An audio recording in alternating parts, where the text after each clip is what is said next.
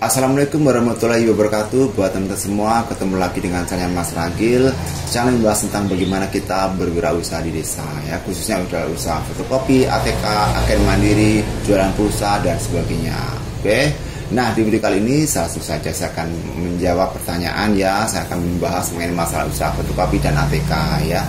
Jadi ada pertanyaan dari salah satu teman kita, ada Chaneli Torja 7131 ya, yang menanyakan, makasih Om ini informasinya, saya pemula mau buka usaha ATK tapi saya tidak pakai fotokopi karena modal minim. Mau nanya Bang, kalau harga mesin fotokopi dan printer itu berapa ya? Oke. Nah, jadi buatan semua ini ya, termasuk saya sendiri ini kan salah satu pengusaha modal kecil ya teman-teman ya. Jadi mesin fotokopi ya, kalau kita modal kecil teman-teman ya, itu bisa di nomor 2 kan saja ya, di nomor 2 kan. Dan untuk mengakalinya ataupun untuk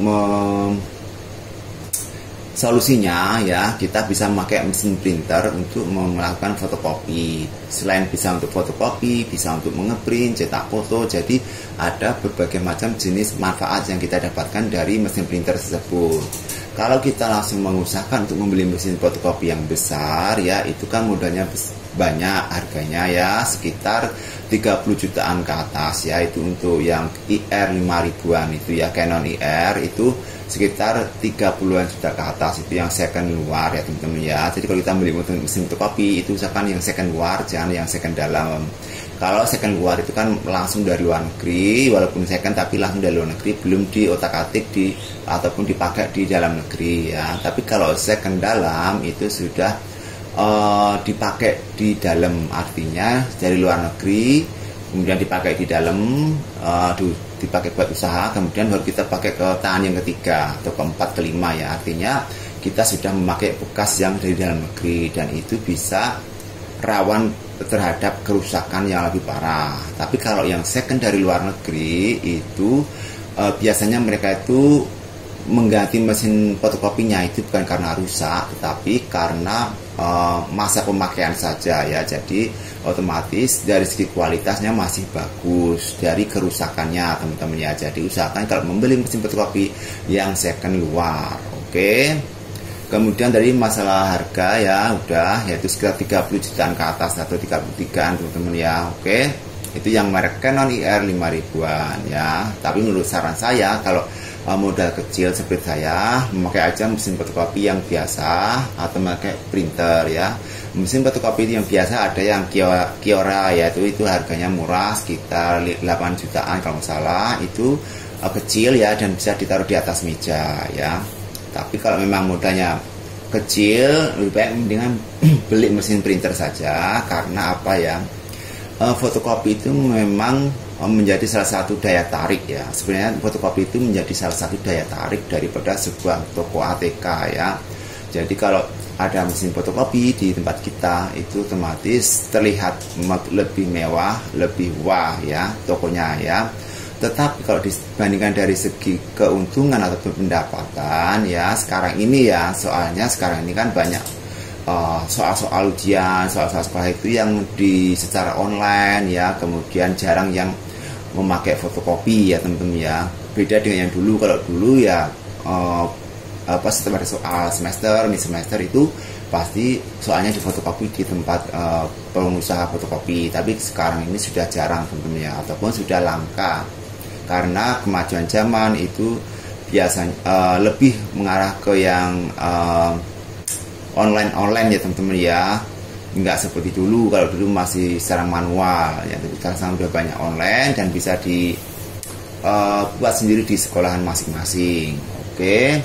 Nah, paling yang membutuhkan banyak mesin fotokopi ya, palingnya dari perusahaan-perusahaan ya, ada momen-momen tertentu ya teman-teman ya. Mungkin pada saat ada pemilu ya, itu biasanya kan banyak orang fotokopi ya dari partai-partai seperti itu ya, mungkin brosur-brosur dan sebagainya ya. Tapi kalau yang hari-hari biasa itu paling orang fotokopi ya KTP, KK, dan ya paling selembar, 2 lembar, 3 lembar, 4 lembar ya, paling ya 10 lembar, 20 lembar itu bisa menggunakan printer saja ya, nggak usah pakai mesin fotokopi. Karena ya itu tadi, Kalau kita modal kecil sudah membeli mesin fotokopinya mahal, kemudian kalau ada kerusakan nanti biayanya juga mahal, otomatis bukan membuat kita menjadi untung, tapi malah rugi teman-teman ya, karena kita harus mengeluarkan biaya untuk memperbaiki ataupun membeli suku cadang pada mesin fotokopi kita tersebut teman-teman ya. Oke, karena mesin fotokopi besar itu rawan terhadap kerusakan ya, salah sedikit saja mesin itu tidak bisa berfungsi teman-teman ya,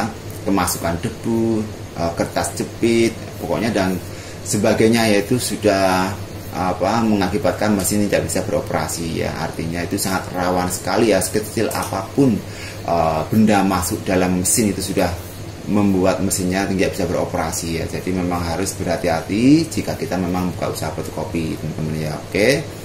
Dan menurut saya yang bertanya tadi ya, mendingan kita beli mesin printer saja ya. Kalau printer-printer seperti ini, yang seperti saya ini, mesin printer Brother ini ya teman-teman ya, dulu masih harganya 3.500.000 ya, mungkin sekarang juga masih sama atau naik turunnya paling sedikit ya, tapi ini udah nggak keluar. Jadi ada yang tipe terbaru dari mesin printer tersebut ya, ini bisa scan, bisa fotokopi, bisa ngeprint, bisa cetak foto dan sebagainya ya. Ini banyak sekali akses-akses yang bisa dipakai di mesin fotokopi, di mesin printer Brother tersebut teman-teman ya. Oke. Nah, jadi seperti itu yang buat yang bertanya tadi mengenai masalah mesin fotokopi ya, mengenai masalah harga ya, sekitar tadi 30 juta ke atas. Dan kalau modal kecil mendingan kita fokuskan ke usaha TK dulu. Kalau pengen melayani fotokopi ya kita beli mesin printer saja ya, karena kalau mesin fotokopi yang besar itu mahal. Kalau yang mini yaitu sekitar 8 jutaan itu ya bisa untuk fotokopi ya teman-teman ya. Oke, jadi mungkin seperti itu ya teman-teman ya. Kita sebagai pengusaha TK modal kecil ya, kita harus pintar-pintar memanajemen keuangan kita ya.